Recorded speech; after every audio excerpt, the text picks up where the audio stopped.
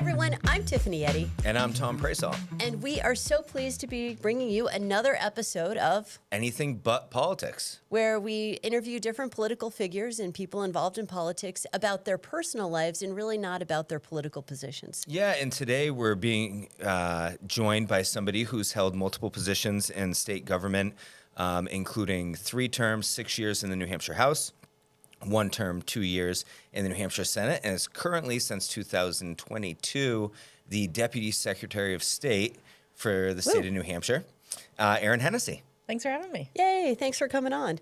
And so, Tom, I think you wanted to maybe break rules. Yeah, I want to break the rules. It's Monday. It was a long weekend. Because you are a rule breaker. I am a rule breaker, but what I want to do is I want to venture a tad into government, right? Mm-hmm. And by doing that, I think with the Secretary of State's office, most people associate it with elections, right? And you run the elections and all that good stuff. But there's so much more to the office. So I was wondering if you could just take a minute, tell people what is involved in the Secretary of State's office, what areas fall under your purview, just a little gist for the listeners. Sure. So the Secretary of State is elected every 2 years by the legislature. So the House and the Senate meet, and 424 votes. You get the most of them, you are Secretary of State. The Treasurer is also elected.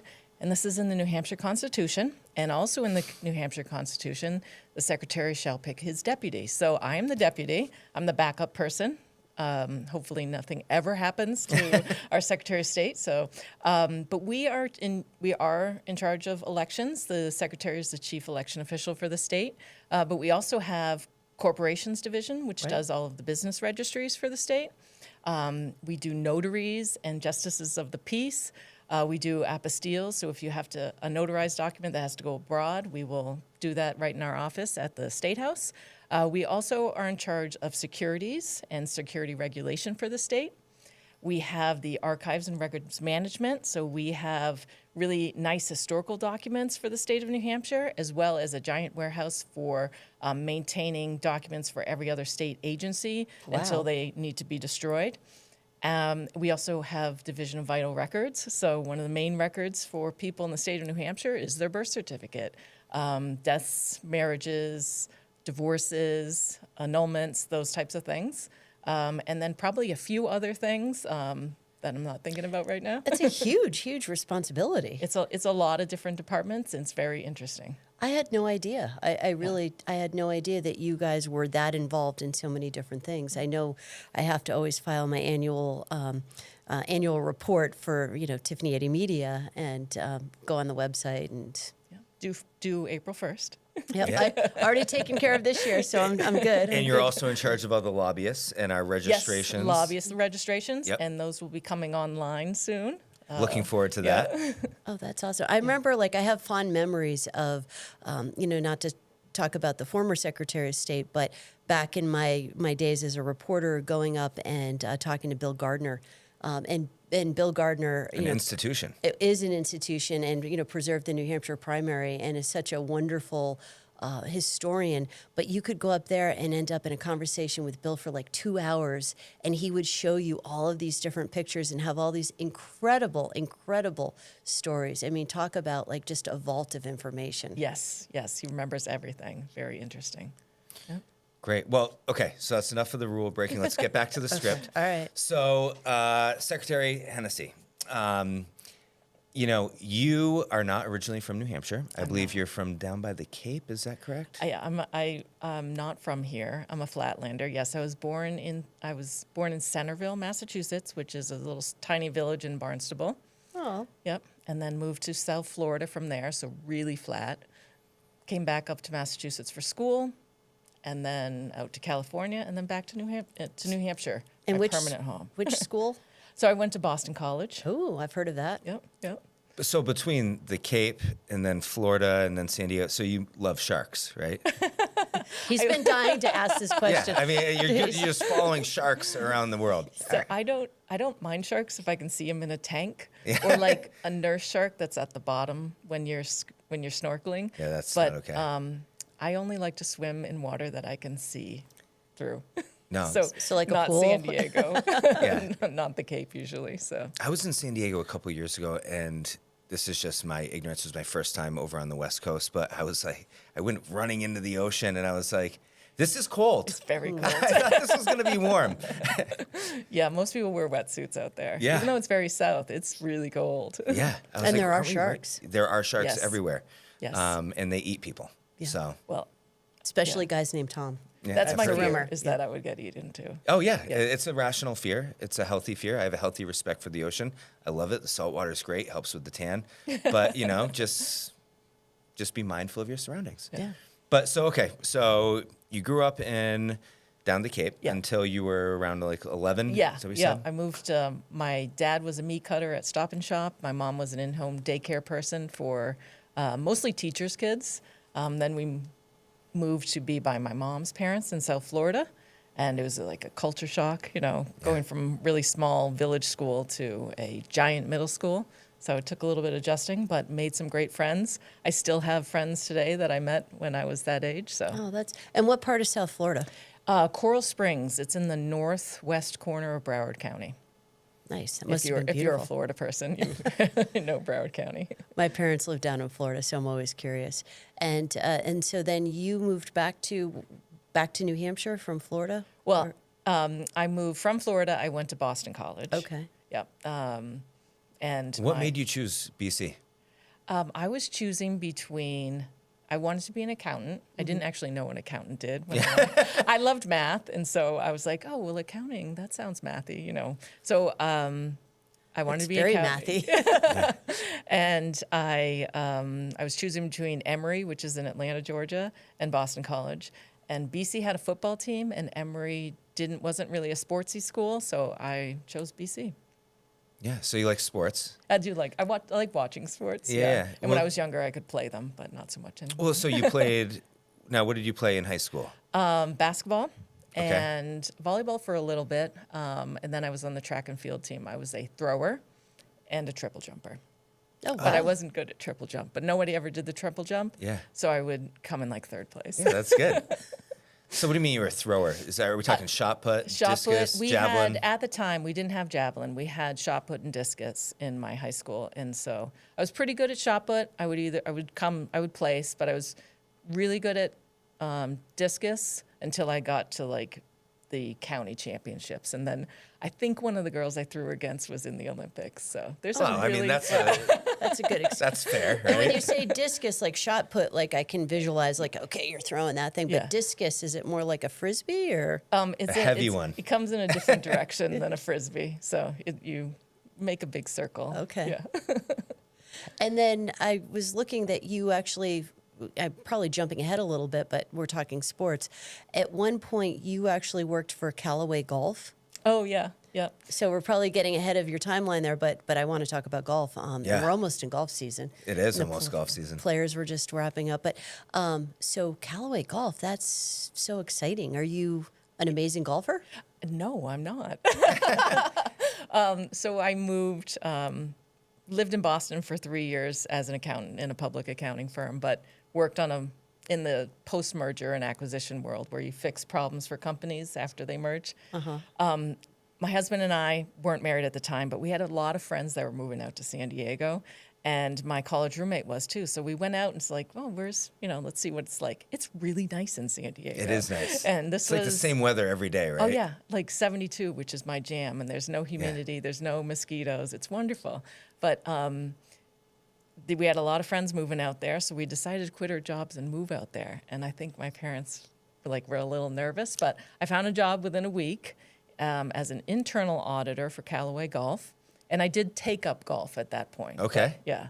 Yeah, so I got Did you myself. get a discount on clubs? Then? Yes, got a discount on clubs. Got them fitted to me. I just actually. So I was probably 25 at that point. I just actually replaced my golf bag from when I was 25 this year. So Same clubs, or have you replaced the those? same clubs. Yeah. Oh, the technology's gotten better. You might want to I've look into gotten it. different drivers, but my irons they're good. Are the same? Yeah. That's funny. I still have my irons from when I was like 15 years old and can hit them pretty well. Yeah. So I don't know with the irons if that makes a difference. I want to back up a little bit though. So you moved out to California were you married yet? Not married yet. So moved in with my college roommate, and my husband moved in with his high school friends from Littleton. And So is that how you guys met? Like, what's the we met as interns at Price Waterhouse. So at that time, it was one of the big 6 accounting firms, and there's so many like accounting firms in Boston. They like draw from all the area schools. So we were we both went to BC, but I didn't know him. We like took It's a big school. Yeah, but we're both accouning majors. Yeah. So It's a big department. yeah. So we met that summer. We started dating at the end of the summer, and that's how I met him. So we spent a year together at BC. Both worked in the same accounting firm, different divisions, so that worked out well. Now, Price Waterhouse, now, forgive me if I'm mistaken, but don't they do the auditing for like the Grammys and the Oscars? Did you ever work on any of those? So no, but that's what my mom said when I told her who I was Okay. going to work for. So my mom, she passed away last year, but it was pretty funny. I don't think she ever knew what I did. So I said, oh yeah, I'm going to intern at the time it was Price Waterhouse, now it's PricewaterhouseCoopers.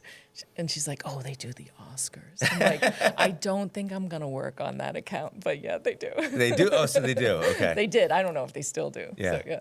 Yeah, they used to say it, I think, during the ceremony, like, calculated by Price Waterhouse. Yeah, we don't blame them for the whole Moonlight fiasco that one year versus La La Land. But no, that's great. So you were there, then you moved to California, you got married. Yeah, we got married when we were out in California, came back east to get married in southern Massachusetts, where my dad's family's from. And we had our daughter out in San Diego, took a little bit of time off, then went back and I worked in like internal audit consulting for a little bit, and was able to work part-time, which was great. And then decided California is very expensive. And if one of us ever lost our jobs, we would have a difficult time like keeping up with our expenses. We're never able to buy a house when we were out there because they kept going up like 30%. So this is in 2001, 2003 we left in 2007. 2008, the housing market crashed there, so we would have been able to buy something at that point. But I never regret having moved to New Hampshire. So. And so what brought you like all the way from there here and obviously you haven't regretted it, so No. it was a good thing, but what's the driving force and kind of the differences? Like as a mom, New Hampshire is probably a pretty, wholesome place to raise kids. Yeah, and that's what so I visited New Hampshire a lot because my husband is from Littleton, his dad's from Littleton. So I actually went to Littleton with my another college roommate before I met my husband because she's from St. Johnsbury, Vermont. So I'd been to Littleton. I'd been to the store where my son now works for that company. So, so I loved it there. It was so cute. And then met my husband and visited his family and his friends up there. And I just always loved it there. Your kids can play outside. They can ride their bikes, like normal kids like I did growing up. Now they wear helmets. But yeah, I loved it there. So San Diego I love the weather. I had a lot of nice friends there, but it's so like congested and Sure. you don't have a bunch of yard space to run around in if you're lucky enough to have a yard. So, and then our family, my dad's family was all in Massachusetts. I had 2 sisters in Connecticut at that point and a sister in Massachusetts.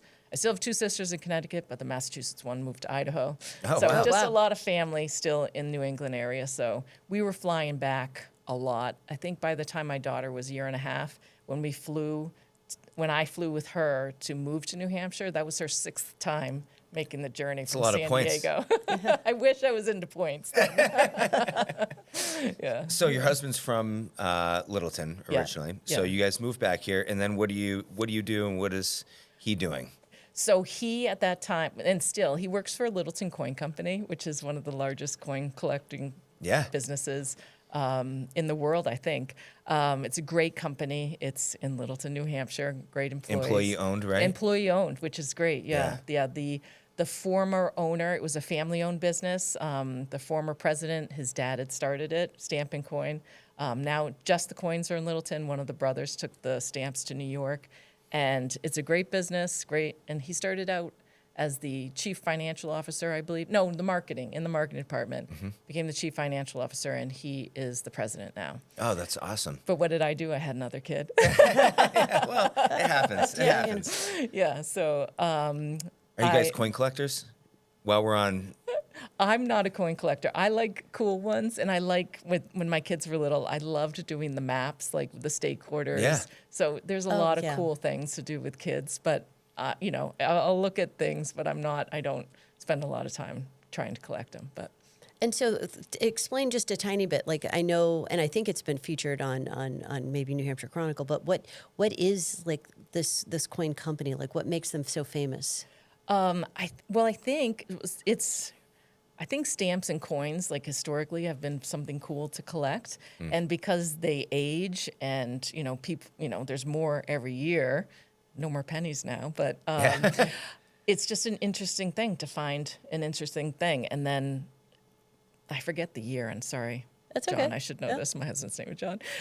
Like there's silver in certain silver amount Oh, in each yeah. of the coins, but as of a certain year, that silver was cut back because silver started getting expensive and it wasn't worth the amount that was in the coin. So if you find an old coin that has silver in it or is full silver, it's worth a lot more than just the stamped value of the well, coin. especially, I mean, I think gold and silver right now Yeah. are through the roof because of the market volatility. Yeah. So, I mean, coins can be worth a lot of Yeah. money. Yeah, yep. So yeah, it's just an interesting hobby because people love to look through pocket change. So Yeah, no, it is. It's always really fun, and when you find something that's a little bit different, yeah, it's yeah. exciting. Yeah, it is. So 2 kids, 2 kids. Yep. pride and joy of your life, Yes. or put gray hairs on your head, or Yes. Yeah. Yeah. No, I mean, I think any parent is like, parenting is difficult, but I love them. They're very funny in different ways. My daughter has a very dry sense of humor and delivery, and it's perfect. And my son is just funny all the time. I don't know how to explain him, but my daughter's a freshman at Case Western in Cleveland, Ohio. She wanted to go someplace warm and then found Case Western, and I'm like, it's not going to be warm there. It's going to be really windy, but she loves it there. She's a nursing major. She wants to be a nurse practitioner. And She's a cheerleader too? she made the cheer team. Yeah. That's awesome. Yeah, she loves it. She's got a great group of nursing friends and cheer friends, and her roommate worked out wonderfully. So, she's a freshman. And then my son just started looking at schools. He's a junior, so he wants to go to a big sports school. Oh my goodness, that's so funny because I have a son, also a junior, and he wants to go to a D1 football school. Oh, but does he play football? No, he just wants to watch. Yeah. Well, he does. Excuse me, he does play football, but Okay. he's not going to be playing D1 football. Okay. Yeah, so we don't even never have know. a football team at Littleton High School. So, but same with my son. So he just looked at Auburn and Tennessee. He loved Auburn. He's going out to look at Utah because he loves to ski too. He'll look at UNH. I don't know. There's probably UC Boulder, I think, is on his list. So he's looking at, Oh yeah. far away from mom, but Yeah, I remember looking at UC Boulder with my daughter. So you and I have kids of similar age. So my daughter is probably a year older than yours, but we went out to look at UC Boulder, and I remember like the campus was so beautiful, and the woman giving us a tour was like, and the Rolling Stones played right here on the green, and one of the moms and I looked at each other, and she was like, I want to go here, and I was like, I know, me too. Like, why can't we go back? yeah, I definitely had that reaction to some of the schools that I toured with my daughter. So, yeah, so he's fun. He loves skiing. So when he goes to look at Utah, he's going to ski with my husband. I don't ski anymore, so. And where does he ski up there? Like up in the Littleton area? He skis either at Bretton Woods or at Cannon. Okay. Yeah, Yeah, both good. Cannon can be tough, but yeah. you have a question? I've got one, but I don't want to jump on you. Yeah, no, please. Well, so I have a question because Yeah. I know when we were talking earlier, you were talking about game nights, and like game nights I think are fun for everybody. Yeah. But I know you and your daughter are currently learning a game. Yes. But what's your favorite game? Ooh. Like Trivial Pursuit, Monopoly? Oh, I hate Monopoly. Jenga. My husband is so good Why? at Monopoly, and it takes so long, and he just draws out my pain. So sometimes I'm crying at the end. I'm like, I hate this game. Yeah. I don't know. My family and I play a lot of cards. Like we went on a vacation after my daughter graduated high school, and we played like Rummy and Phase 10. And so anything like you can sit around a table and have conversation at the same time that you're playing. I just love that. I'm a big fan of categories because you can kind of lobby your way to get multiple points in that, right? Like Mickey Mouse, oh, that's 2 points, right? Yeah. Maybe Cards Against Humanity with my friends. Yeah. That's fun. Spoken like a true lobbyist. Yeah, well, I you know. And then I was talking to you a little bit before about, so you and your daughter just took up Mahjong? Is that? Oh, yes. Yeah, so I got a gift card for Christmas from Amazon, and I chose to use it to get a Mahjong set. I don't even know if I'm saying it correctly, but I've seen it on Instagram, and my mom played it when she was probably my age. And it seems like one of those same types of things where you can sit around a table with your friends and play. So we played 2 rounds, and I'm not an expert yet, but next time I see it, I'll let you know how it's going. Yeah, I'm curious. I think I want to try to take it up as well. Yeah, it's My fun. mother's addicted to it. Yeah, yeah. I was telling my father-in-law, and he's like, "Oh yeah, all my friends are playing." So So is it a card game? I'm not too it's- familiar. It's like a card game, but you play it with tiles with pictures on them. Okay. So you try and get like a rummy hand or something, but it's on little pictures. On Like a tile. dominoes? Kinda? I think it's yeah. If they were face down, they would look like Okay, dominoes. okay, Yeah, okay, that's yeah, fair. yeah. So again, not an expert at it, still learning. But still, that's great that you keep doing that. So what else, it gets you like excited about, life? Oh. You're a traveler, right? yeah, I love to travel. I wish Best I could. place you've traveled? Well, one of my favorite vacations. So I have like family vacations or husband vacations, but family vacations during COVID times, that dark period in everybody's life, travel was wicked cheap at that time. And so I booked a trip to Hawaii using Marriott points and very inexpensive flights because nobody else was traveling at the time. And then Hawaii also had like huge restrictions where you had to like show your ID and your COVID card to get into a restaurant. So I booked it like 11 months in advance. And by the time the time came to take the trip, I wouldn't have been able to afford it. So that was awesome. We did 6 nights in Maui and 6 nights at the Big Island. It was just wonderful. So 2 years ago, my wife and I went to Maui. It was probably one of my favorite places, Yeah. right? I thought Wailea was beautiful. We went to Haleakala, the road to Hana. Yeah. I absolutely loved it, but we went right after the fire. Oh, Oh, wow. And it was like one of those things where I called them and said, hey, I'm not coming. And they were like, why? We weren't affected. I'm like, your governor said they don't want us to come. And they're like, yeah, we're not going to refund you. And I said, I'll see you in a week. And but the island was quiet, but everybody there was so happy that we were there because, tourism is a huge part of their economy. But I love Maui. I'd love to go to the Yeah. Big Island. So Yeah. maybe we should talk later about it. and I love the ocean there. Like you can see Yeah. everything. And it was just beautiful. So I didn't There have are sharks. Yeah, but you could see them coming. What's up with you and sharks They today? eat people, Tiffany. Yes, I'm aware of that, but I mean, They say they don't like the taste of humans, but by that point they've already severed your femoral artery. So like we just don't need to go there. don't go in the water. Yeah, well, The no, thing- but it's good for the tan. The bigger thing I was concerned about there were the sea urchins because I didn't want to step on one. Oh yeah. Yeah. So they were everywhere. All right, so you loved Maui. That was a family Yeah. vacation. Yeah, that was a family vacation. Husband vacation. Husband vacation, we took a cruise on Viking Ocean. So it's like we were some of the youngest people. This was. So you weren't like- Carnival. You were. No, this was like in Europe. We did like a Mediterranean cruise, and it was absolutely wonderful. Like we would walk in from walking all over Europe for the day. It didn't matter where we were, and the bartender would be like, "John, would you like your martini? usual? Erin, would you like your old fashioned?" I'd be like, "Yes, I would." It was very nice. Oh, that sounds nice and So romantic. where in the Mediterranean? So you've been to, obviously you traveled a lot for work. Yeah, In yeah. the United States. Yeah. But then you've also obviously been overseas. So you don't have a specific place where, you win Powerball tomorrow and you No one can will go. ever know if I win Powerball. There'll be signs. No, there'll be maybe, but Maybe I just a already have a couple. plan. You get the lawyer that puts it into the trust, and whatever. So you've done that whole fantasy that we all do of like, Yeah. okay, if I won, this would be what I would do. Yeah. I would love to travel. I would like to go. So one of my shows that I can watch before I go to bed because it doesn't keep me up is Below Deck. I call it McDonald's for my brain because it really is. It's like mindless, but good I reality would love TV. to get one of those giant, like rent it. I don't need to buy one, but like for a few weeks and have like a crew cater to me on this giant luxury yacht, me and my friends, and go wherever we want. That's okay. If you should win, I'm totally available to go out and do that. And we can keep a secret. Yeah, okay. And as long as there are no sharks, Tom is totally don't in. do sharks. Oh yeah, I'm There'll not be going sharks. in that water. Not off a boat. No, I need to like, touch the sandy floor. He needs a pool. Yeah. Yeah, so that's probably what I would do, and maybe even go to a place I haven't been before. But On the boat? Well, okay. So we will know because all of a sudden Erin Hennessey will be, not available and off on a boat. So yeah, but you won't know because I won't post pictures. that's always a smart idea. But you'd keep your job. Yeah, we'll see. Yeah.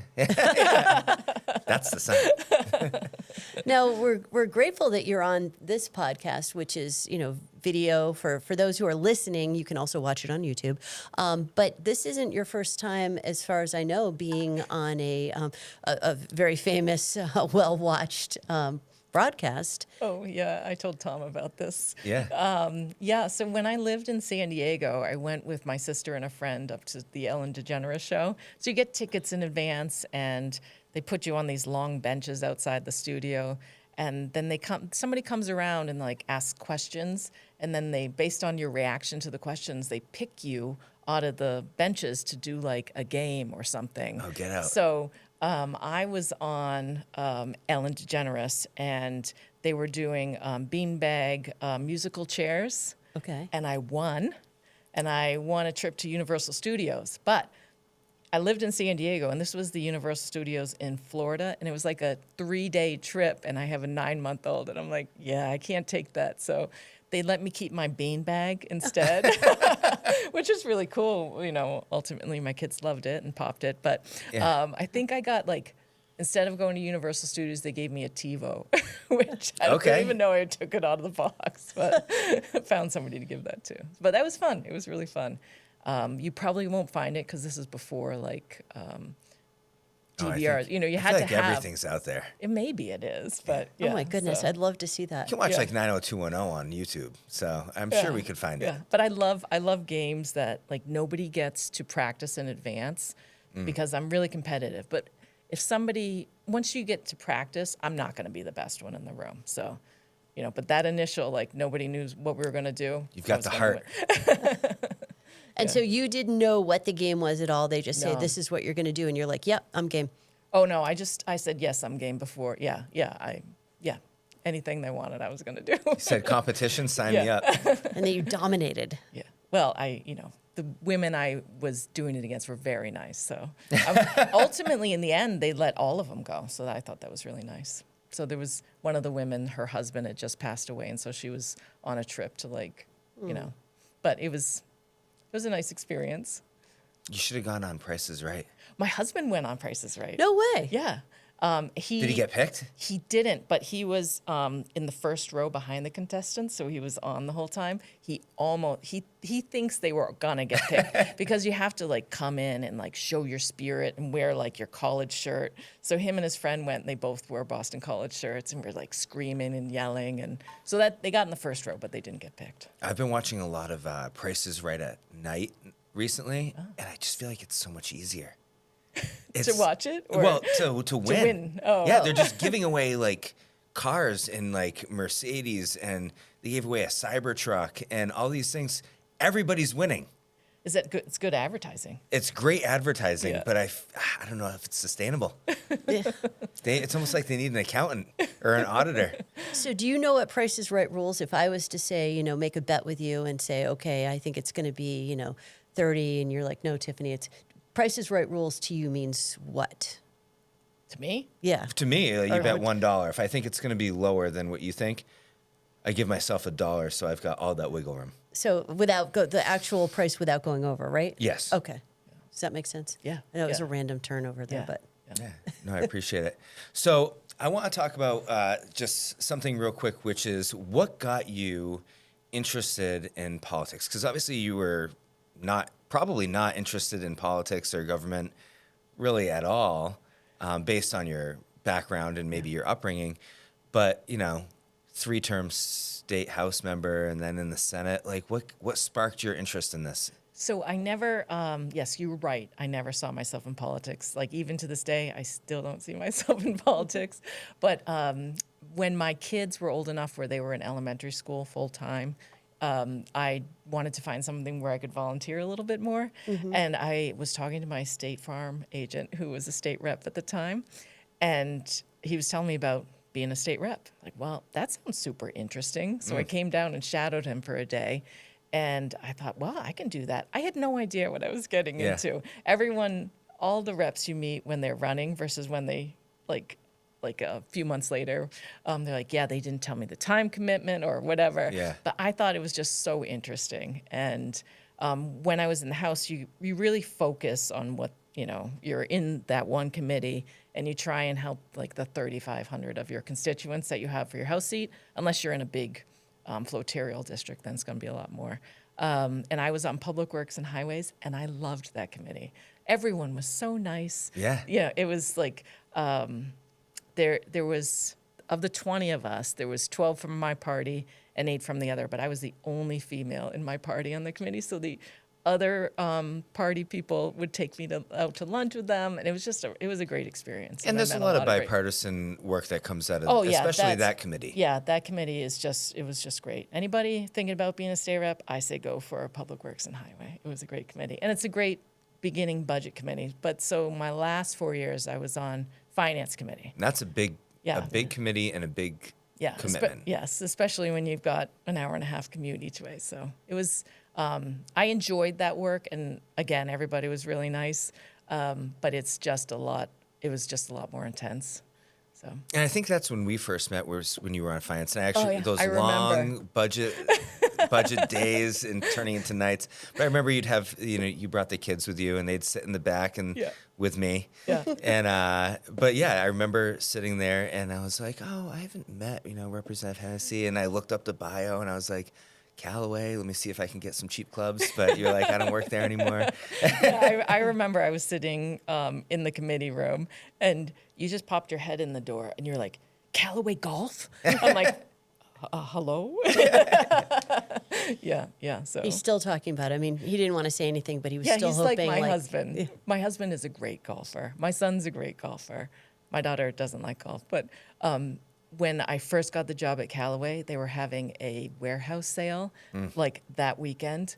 And so I was telling my husband, I'm like, yeah, I can bring somebody. He's like, well, who are you going to bring?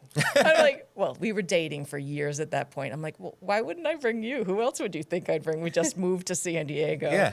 And it was, I don't think they had it. I worked there for just about 3 years. They didn't have it again while I was there. So he was like, it was like a candy store. It's like kids running around Chudder's up in Littleton. Yeah, if you hear about them having another one, just let me know. I will let you know. I'll use some points and fly out there. But so you went from the House, and then you had the opportunity, and you ran for the Senate, and spent a full term there. And you were, and you are, a rising star, right, in the party. But what made you decide you wanted to move over to the Secretary of State's office? Great question. So when I was in the Senate, I only ask great questions. Yeah, I have noticed that. So when I was in the Senate, it was the Zoom Senate. Yes. Do you remember that those was years? tough. Oh, yeah. And so there's no breaks because you don't you don't have to walk to any meetings or whatever. So you had meetings back to back to back. And I feel like there was a lot of issues at that time because people were very stressed out and they were concerned about funding for things and getting vaccines or not having vaccines. So it was my Senate position, and I was on the Finance Committee, Ways and Means Committee, and Education Committee. So I had a really full workload. And I loved part of my job as being a legislator is I love to go to the meetings to help, to meet the people, because you don't know what their issue is until you meet them. So I had Senate District 1, which is about a quarter of the state at that time. Oh, wow. It's And like then half now, right? I don't know what it is now, but you also need to then go to Concord. So it was, I was working 60 to 80 hours a week doing this stuff. My family, I rarely saw them. And then I realized if I were to run again, my daughter would be in college, and then didn't get to spend a lot of time with them. I was planning on running again, but I got a phone call from Dave Scanlon, and he asked if I could be his deputy. And at first, I thought I had done something wrong with my campaign finance reports. now I know the AG's office would be calling me if I had done That's something right. wrong, and not the Secretary of State's office. But yeah, so he asked me, and I was like, I talked to him maybe 3 times before. Nice guy. So I had to find out, well, what does the Secretary of State's office do, Yeah. other than the election stuff and the campaign finance stuff. So now that's how I went from Senate to. Do you know what made him and reach the big out? thing, what? Do you know what made him reach out to you? Well, he told me it's because I have the CPA accounting background, and he Yeah. wanted that for the office. But another big thing is, as you probably know, is that kids are really expensive. And so my Yes. daughter Oh, yes. was Very going to well. leave for college, and that's expensive. And as a senator, I got paid $100 a year. So it would have been nice to have a little bit more income for the family. Well, and it was a Zoom session. You weren't even getting the mileage. That's true. And then, like, I sat down with my family, and I was like, this came up. I told them all about that, blah, blah, blah, blah, blah. And I'll be home more. And they're like, you should have started with that, Yeah. So That's great. it worked out well for my family.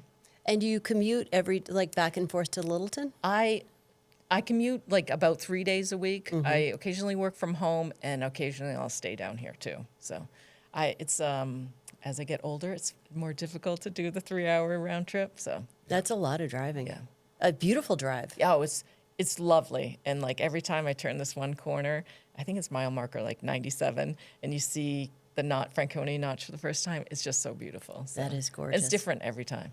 And Littleton too. Like Littleton, I feel like is really grown as a community. I mean, it's flourishing. There's so much vibrancy or vitality there now. I feel like that it's exciting. Yeah. And when we first moved there, I was like, my husband and I were like, we really need like a pizza beer place. And then Schilling's Brewery opened up, and there's just great shops in town, and wonderful. Like, just a really close community too. My daughter, I would see like on Instagram, walking the little village, the village bookstore's dog, like the nice woman that Claire runs the village bookstore.